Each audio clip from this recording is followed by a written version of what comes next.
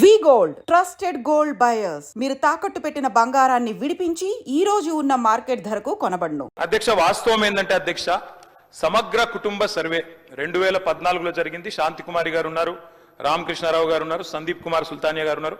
అప్పుడు ఇదే అధికారులు అధ్యక్ష, అప్పుడెవరు వేరే లేరు. సమగ్ర కుటుంబ survey, I'm saying this on record, I worked as a minister for 9.5 years. Yes, చేసింది మొత్తం ప్రభుత్వ అధికారులే, చేపించింది ప్రభుత్వమే. Yes, it is an official document. అందులో ఖచ్చితంగా మేము ఓపెన్ గా వెబ్సైట్ లోనే పెట్టినాం, అసెంబ్లీలో కాదు, చాటుమాటుకు కాదు, పారదర్శకంగా వెబ్సైట్ పెట్టాం. ఆ వెబ్సైట్ లోంచే పాయల్ శంకర్ గారు తీసుకున్నారు. ఏముంది అధ్యక్ష సమగ్ర, ఒక మాట, మీ చేతిలో కూడా అదే ఉంది. ఏముంది అధ్యక్ష అందులో డేటా? తేడా ఏంటంటే కేసీఆర్ గారి ప్రభుత్వానికి కాంగ్రెస్ ప్రభుత్వానికి అధ్యక్ష, సమగ్ర కుటుంబ సర్వేలో పాల్గొన్న కుటుంబాల సంఖ్య 1,03,00,000 కుటుంబాల అధ్యక్ష, 1,03,95,000. మొత్తం పాల్గొన్న ప్రజలు 3,68,00,000.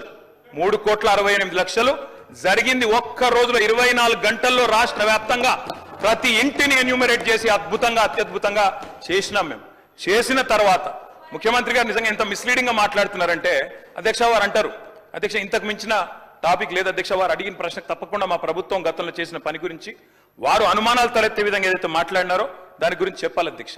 వారు అంటారు అధ్యక్ష బీసీల సంఖ్య అందులో ఎంత అని. ఎస్, ఆనాడు బీసీల సంఖ్య సమగ్ర కుటుంబ సర్వే ప్రకారం 1,85,61,856, 51%. 51% బీసీలు ప్లస్ అది కాకుండా ముస్లిం సామాజిక వర్గంలో ఉండే బీసీలను కూడా కలుపుకుంటే 10%. మొత్తం ఆనాడు సమగ్ర కుటుంబ సర్వే ప్రకారం రాష్ట్రంలో బీసీల సంఖ్య 61%. ఈ రోజు రాష్ట్ర వ్యాప్తంగా మేము మాట్లాడడం కాదు అధ్యక్ష, ఇక్కడ మా శ్రీనివాస్ యాదవ్ గారు కరెక్ట్ గా చెప్పినారు. మీ కాంగ్రెస్ పార్టీ ఎమ్మెల్సీ చెప్తున్నాడు బయట, దీన్ని తగలబెట్టండి, ఇంకా గలీజ్గా మాట్లాడి నా మాట తగలబెట్టండి అన్నాడు. ఈ కులగణన మీద ఒక నిర్దిష్టమైన ప్రణాళికను రచించి దాన్ని ప్లానింగ్ డిపార్ట్మెంట్కి అప్పచెప్పి దాదాపుగా 95,000 మంది ఎన్రోలర్స్ని 9,500 మందిని వీళ్ళ మీద సూపర్వైజ్ చేయడానికి మొత్తం దాదాపుగా 1,04,000 మంది ప్రభుత్వ అధికారులను, ముఖ్యంగా జనగణన చేసే టీచర్లందరినీ కూడా సంఘాలతో ఉప ముఖ్యమంత్రి గారు మాట్లాడి ఆ సంఘాలను ఒప్పించి వాళ్ళందరినీ కూడా ఈ కార్యాచరణలో భాగస్వాములను చేసి 150 ఇళ్లను ఒక యూనిట్గా 95,000 యూనిట్లు దాదాపుగా చేసి ప్రతి యూనిట్కి ఒక ఎన్రోలర్ను పెట్టి ఆ ఎన్రోలర్ కూడా రోజుకి 8 నుంచి 10 ఇండ్లు మాత్రమే. ఎందుకంటే 150 ఇండ్లు 2 రోజుల్లోనో 3 రోజుల్లోనో 4 రోజుల్లోనో చేయమంటే హడావిడిలో తప్పులు జరుగుతాయన్న ఆలోచనతోటి 3 రోజులు ఆ 150 ఇండ్లకు ప్రతి ఇంటికి ఒక స్టిక్కర్ అంటించి మొదట ఆ ఇండ్లను గుర్తించే కార్యక్రమం చేసినాం. ఇండ్లను గుర్తించి ప్రతి 150 ఇండ్లను ఒక యూనిట్గా వాటిని విభజించి దాదాపుగా 95,000 యూనిట్లుగా విభజించి 95,000 మంది ఎన్రోలర్స్ని అపాయింట్ చేసినాం. ఆ ఎన్రోలర్స్ దాదాపుగా 45 రోజులు రోజుకు 8 నుంచి 10 ఇళ్ళే. ఎందుకు మరి 150 ఇళ్ళకు రోజుకి 8-10 చేస్తే 15 రోజులలో అయిపోవాలి కదా అని మీకు అనుమానం రావచ్చు. ఒకరోజు మన ఎన్రోలర్ పోతే ఆ ఇంట్లో ఉండకపోవచ్చు, ఆ ఇంటి యజమాని పెళ్లికి పోయి ఉండొచ్చు, ఆ ఇంటి యజమాని ఇంకెక్కడికైనా వెళ్ళి ఉండొచ్చు, లేదా పిల్లలుండి యజమాని లేకపోయి ఉండొచ్చు. అందుకే 1కి 4 సార్లు ప్రతి ఇంటికి తిరిగి ప్రతి ఇంటి వాళ్ళని కలిసి 8 పేజీల రిపోర్ట్ను 57 ప్రశ్నలు అనుబంధ ప్రశ్నలు పెట్టి పేరు, తండ్రి పేరు, పుట్టుమచ్చల కాడ నుంచి మొదలు పెడితే వాళ్లకు గొర్రె బర్రె ఉన్నదా, భూమి ఉన్నదా, సంక్షేమ పథకాలు ఏమైనా వచ్చినాయా, రాజకీయ రిజర్వేషన్లు మీరేమైనా పొందినరా, మీ కుటుంబంలో చదువుకున్న వాళ్ళు ఎవరు, చదువుకున్న వాళ్ళు ఎవరితో సహా సంపూర్ణమైన సమాచారాన్ని సేకరించి మనమే రాసుకుంటే అందులో లోపాలు ఉన్నాయి, రాసుకున్నాయన ఏం రాసుకున్నాడో నాకు తెలియదని ఇట్లాంటి తిర్రోళ్ళు ఎవరన్నా కేటీఆర్ లాంటి వాళ్ళు మాట్లాడతారని రాసుకున్న దాని మీద సంతకం పెట్టించి ఆ సంతకంతో పాటు పక్కన ఆ ఎన్రోల్ చేసిన ఎన్రోలర్తో సంతకాలు పెట్టించి ఆ పక్కన సూపర్వైజ్ చేసిన సూపర్వైజింగ్ అథారిటీతో కూడా 3 సంతకాలు తీసుకొని ఆ పక్కడబందీగా మాన్యువల్ డాక్యుమెంట్స్ తయారు చేసి మళ్ళీ 36,000 మందిని కంప్యూటర్ ఆపరేటర్లుగా పెట్టి డేటా ఎంట్రీ ఆపరేటర్స్ని పెట్టి ఎవరైతే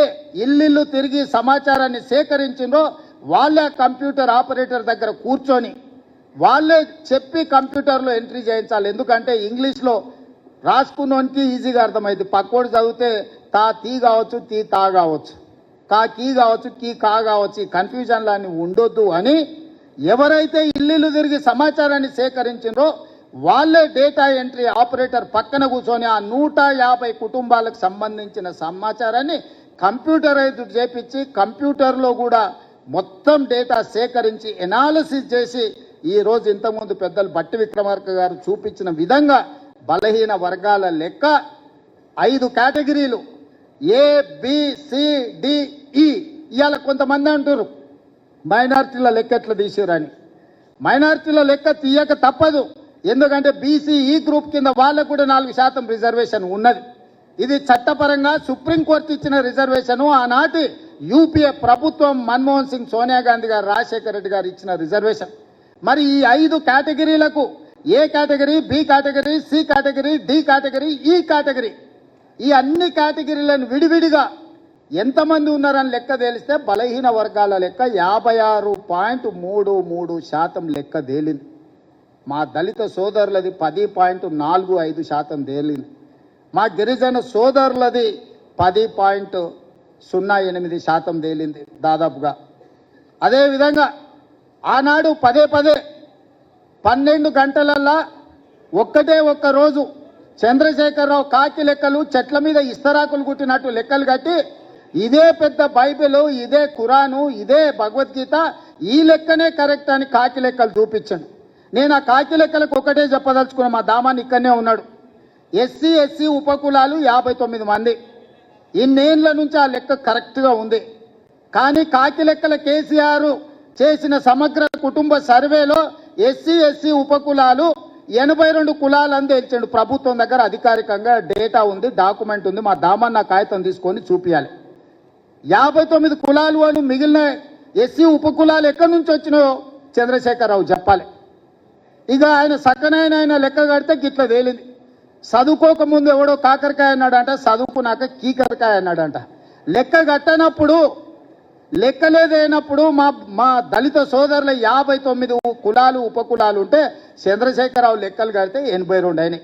ఈ సొక్కమైన లెక్క తీసుకొచ్చి నా లెక్కనే ఇది కరెక్టు, నేను సత్యహరిచంద్రుని, ఆయన పోతా ఆయన వారసుడిగా నేను పుట్టినా, నా లెక్కకు ఈరోజు బట్టి విక్రమార్క, రేవంత్ రెడ్డి, ఉత్తమ్ కుమార్ రెడ్డి చేసిన లెక్కకు పొత్తన లేదు, ఇది తీసి పక్కన పడేయండి అంటున్నాడు.